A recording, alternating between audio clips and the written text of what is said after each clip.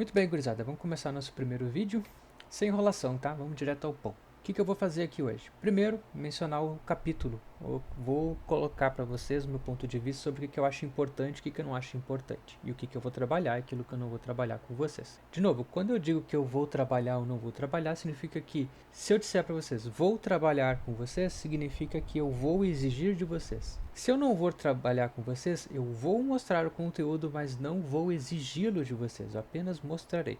Então tenho isso em mente, porque eu estou me acostumando a falar de formas diferentes para poder ser mais explicativo. Então vamos lá. Capítulo 1, essa é a primeira coisa que eu vou falar com vocês. Depois eu vou comentar resumo do capítulo, que é mais importante, e adicionar algumas explicações de forma diferente do livro. Explicações que eu acho que pode ser mais útil para nós do que a explicação que o livro dá. Por quê? Porque às vezes ele utiliza os termos mais técnicos e a gente consegue entender, principalmente para quem não está familiarizado com o contexto da FIA. Depois eu vou mostrar para vocês a resolução de alguns exercícios, até daqueles que eu não vou trabalhar com vocês, porque de novo eu vou mostrar, só não vou exigir de vocês. Sempre vai ter um espacinho reserva aqui para eu poder fazer algumas anotações, poder fazer alguns rabiscos aqui, né? E se eu quiser fazer algumas demonstrações. Feito isso, o que mais que eu vou fazer? Eu vou colocar simulações sobre esse determinado assunto. Né? Então aqui nós vamos ter uma simulações do site FET, do Colorado. Nesse site nós temos simulações de física, química, biologia, várias disciplinas, até matemática, e também mostrar uma simulação do... Isso aqui é uma simulação feita pela Universidade do Colorado, se eu não me engano, certo? Legal, vou fazer ela um vídeo separado para vocês. E mostra bem o que vai acontecer com o conteúdo que a gente vai tá trabalhando. Ela é ótima, essa simulação, tá bom? Então, é assim que a gente vai trabalhar. E vamos lá, sem enrolação. Capítulo 1. Temperatura e sensações térmicas. Vamos começar a primeira parte. Empregamos termos quente, frio, morno, gelado para classificar sensações térmicas que percebemos. Por exemplo, quando tocamos diferentes corpos. Porém, eu sempre digo, sensações térmicas não devem ser levadas em considerações. Porque às vezes a nossa mão está muito gelada, a gente acaba não percebendo porque está acostumado com a mão gelada. E toca num objeto que está morno e a gente pensa que está muito quente. Então a gente pode tocar no objeto e pensar que ele está a 50 graus, quando na verdade ele está a 25. Então isso não deve ser levado em consideração. A única coisa que eu posso afirmar sobre sensação térmica é que aquele objeto que eu estou encostando ele está mais quente do que a minha mão. Então, a sensação térmica é um erro, gente. Esse é o ponto mais importante que eu achei dessa sessão. Pode ver que quase não tem nada depois. Aqui ele dá uma explicação do exemplo. Tem essa menina que tá colocando a mão na água fria e outra mão na água quente. E depois ela coloca as duas mãos ao mesmo tempo na água morna. O que ela vai sentir? Com a mão que estava na água fria, ela vai dizer que a água está quente. Com a mão que estava na água quente, ela vai, ao entrar em contato com a água morna, ela vai dizer que a água estava fria. Tá? De novo explicando por que a sensação térmica não deve ser levada em consideração. Tudo isso está explicado aqui nesse trecho que eu coloquei como boa leitura para vocês. Se não entender, de novo, traz a dúvida para a escola e para a aula que a gente resolve esse problema. Aqui o conceito de temperatura, a gente não vai utilizar ele nesse momento. Ele fala de energia interna, a gente vai chamar por enquanto de energia térmica. Só para esclarecer, por enquanto, para nós, para a gente não se confundir, temperatura é apenas uma medida. Da mesma forma como massa é apenas uma medida. Todo corpo tem massa, todo corpo tem temperatura. Ponto final. A temperatura é algo que a gente vai medir para definir se o corpo está quente ou está frio. Nada mais além disso. E energia interna é a energia que o corpo possui, a energia térmica dele, vamos falar assim, tá? Acho que fica mais fácil de entender o que vai acontecer. Aqui tem um blá blá blá de histórias, tá? Então fique à vontade para ler, não vou debater isso com vocês.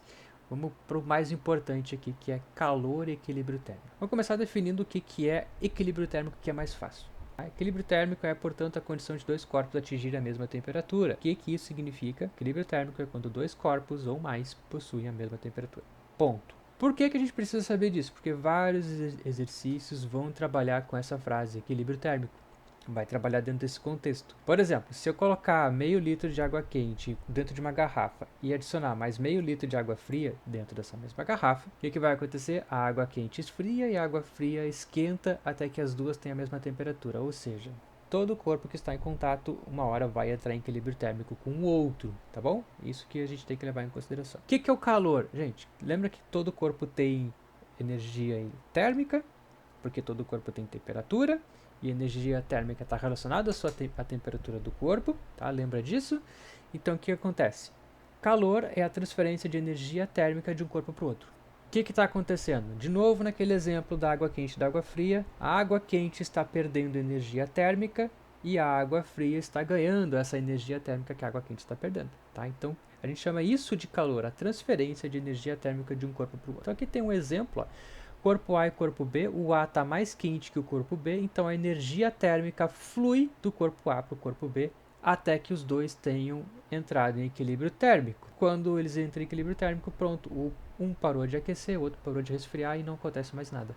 Depois tem uma sessão inteira que ela é como uma curiosidade, eu não vou exigir isso de vocês, fiquem à vontade para lê-los, mas é basicamente explicar como funciona um termômetro, como ele foi construído e como a gente pode usar ele para diversas coisas. Isso aqui, de novo, um apanhado histórico, quiserem ler, leiam, tá? Isso aqui é a primeira geladeira, então dá pra gente conversar um pouquinho sobre ela. Se vocês gostarem, então façam uma boa leitura, fiquem à vontade. O experimento, construir o termômetro de água, interessante. Podemos tentar fazer em aula, só que a gente tem que ir atrás de todos esses materiais. Aqui tem todo um manual de como fazer ele, mas a gente pode tentar fazer, tá? Se vocês quiserem, a gente tenta montar em uma aula. Aqui, escalas térmicas, eu escrevi que eu não vou trabalhar isso. De novo, não é que eu não vá mostrar para vocês, é só que eu não vou exigir isso de vocês, tá? Então, o que é o mais importante aqui? Né? Fazer um resumo breve. Escala Celsius é a escala que a gente utiliza. Escala Fahrenheit é a escala que os americanos e os chineses utilizam. Tem outras aqui, ó. Bahamas, Belize, Ilhas Caimã, Palau, Estados Unidos, tá? Os chineses também usam Fahrenheit. Depois temos a escala absoluta. Cadê ela? Aqui, escala Kelvin ou escala absoluta, tá? Escala Kelvin, ela é chamada de escala absoluta porque ela não tem graus negativos. Assim, ela não tem temperatura negativa nessa escala.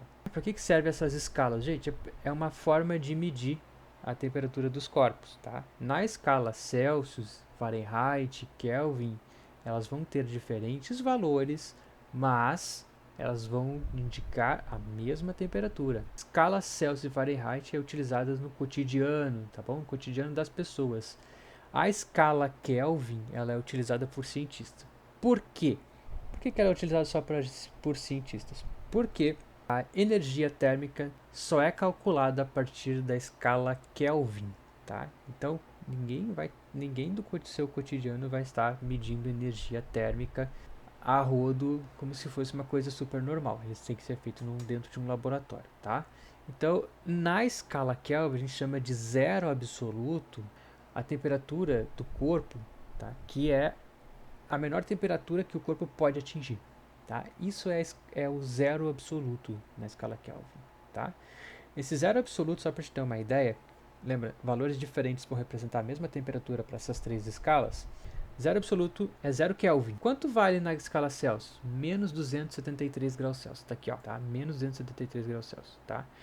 Não sei de cabeça, assim, eu só decorei a Celsius e a Kelvin porque é o que eu uso, tá? Não vou decorar aquilo que eu não uso diariamente, tá? Que é a Fahrenheit. O que é mais importante para nós aqui? Essa equaçãozinha. Como é que ela foi montada? Gente, vocês podem montar qualquer escala que vocês quiserem. Depois eu dou uma explicação melhor, mas basicamente tu tem que escolher o ponto de fusão do gelo para tua temperatura, para tua escala, e o ponto de ebulição da água para tua escala. Então olha só, na Celsius o ponto de fusão do gelo é 0, na Fahrenheit é 32 e na Kelvin é 273. O ponto de ebulição da água na Celsius é 100 graus, na Fahrenheit é 212 e na Kelvin é 373. Tá? Então o que eu vou fazer? O que eu preciso saber? Eu preciso saber desses valores, porque eu preciso saber qual é a diferença entre o ponto de fusão e o ponto de ebulição. Tá? Então olha aqui, ó. Qual é a diferença entre o ponto de fusão e ebulição da escala Celsius? É 100, por isso que fica 100 menos 0.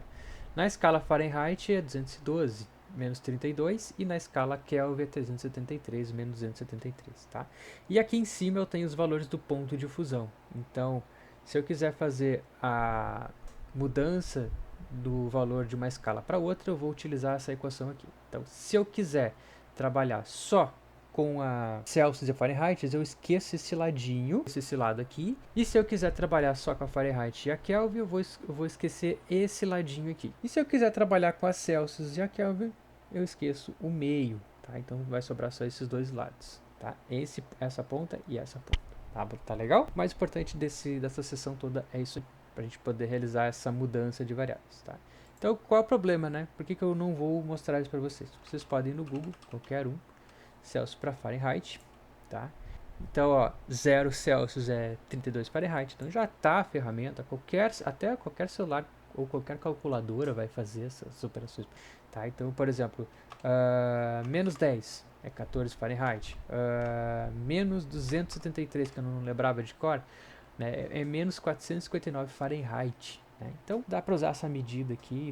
E outra, dificilmente essas questões caem no vestibular e Enem, tá? Faz tempo que eu não vejo cair uma dessas, tá? Mas mesmo assim eu vou mostrar algumas soluções, tá bom? Então esse é o comentário sobre o capítulo, tá? Depois eu foco aqui nos problemas quando eu for resolver ler. A única coisa que eu vou mencionar aqui é que os problemas que eu vou exigir de vocês é o 1, o 3, tá? O 4 não.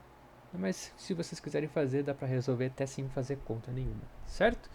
Os outros eu não vou exigir de vocês porque não acho que não faz sentido nenhum. Tá legal? Vamos partir pro resumo então? Gente, resumo tem tudo que eu comentei agora, tá? Só que com as minhas palavras. Então, se eu fosse resumir a seção 1 do capítulo 1, da temperatura e sensações térmicas, eu escreveria isso aqui, tá? Então, para nós, por enquanto, a temperatura será tratada apenas como a medida que realizamos para saber se o corpo está quente ou está frio. É o que eu comentei antes com vocês.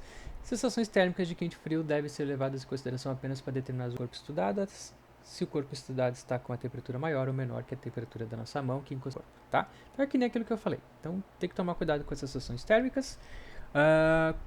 Quando sentimos que o corpo está quente ou encostado na nossa mão, nele podemos afirmar que a temperatura do corpo estudado é maior que a nossa, tá? Então repetir um pouquinho do mesmo parágrafo anterior, certo?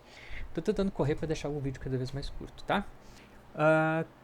Calor e equilíbrio térmico, de novo, a energia térmica está relacionada à temperatura dos corpos, isso quer dizer que quanto maior for a temperatura do corpo, maior será a sua energia térmica que ele possui. Quando dois corpos, um quente e outro frio, estão de alguma forma em contato, a energia térmica do corpo quente flui para o corpo frio e a energia para de fluir de um corpo para o outro quando as temperaturas de ambos são iguais. Quando a temperatura dos corpos é igual, dizemos que eles estão em equilíbrio térmico. E nessa situação, não há calor, tá? Ou seja, se não há calor, não há transferência de energia térmica.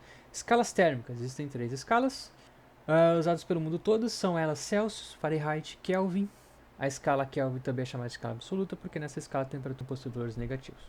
Tá bom? Então a energia térmica de um corpo é calculada a partir da temperatura do corpo, que deve ser medida usando a escala absoluta, pois o valor da energia térmica não pode de forma alguma, né, faltou aqui um alguma, não pode de forma alguma apresentar valores negativos. Depois eu arrumo isso aqui.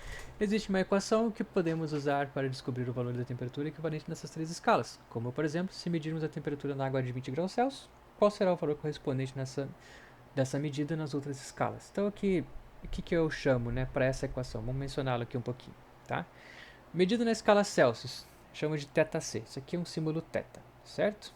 Então isso aqui é o θc. É a medida na escala Celsius. Medida na escala Fahrenheit eu chamo de θf. E medida na escala Kelvin, como é chamada de escala absoluta. Então tá, lembra que eu falei sobre o meio, uma ponta, outra ponta? Se eu quiser trabalhar com Celsius e Kelvin, eu vou trabalhar com essa equação aqui. Se eu quiser trabalhar com Fahrenheit e Kelvin, eu vou utilizar essa equação aqui. E se eu quiser trabalhar com Celsius e Fahrenheit, eu vou trabalhar com essa equação. Recapitulando o que eu já tinha trabalhado com vocês antes. Como é que eu vou fazer essa conta? De Celsius para Kelvin, tá? Então eu vou usar aquela equação. A medida que eu tenho em Celsius é 20, então eu vou substituir ele e depois vira uma matemática, né? Joga tudo para um lado, e variável para o outro, número para o outro e vai dar 293. Se eu quiser passar de Celsius para Fahrenheit, eu vou utilizar essa expressão aqui. O que eu vou fazer? Aonde eu tenho a minha medida, que é 20 graus Celsius, eu vou substituir pelo θc. Então aqui seria o 20. Por isso que está aqui embaixo o 20. Tá? Então eu vou fazer 20 dividido por 5 vai dar 4. O 9 que está dividindo passa para o outro lado, vai ficar multiplicando. Vai ficar 4 vezes 9. O resto eu repito. 4 vezes 9 é 36. Então de novo eu tenho que jogar minha variável para um lado e números para o outro. Eu vou ficar com 36 mais 32. E isso vai me dar 68 graus Fahrenheit. Tá? Então, recapitulando, 20 graus Celsius é a mesma coisa que 293 Kelvin, que é a mesma coisa que 68 graus Fahrenheit.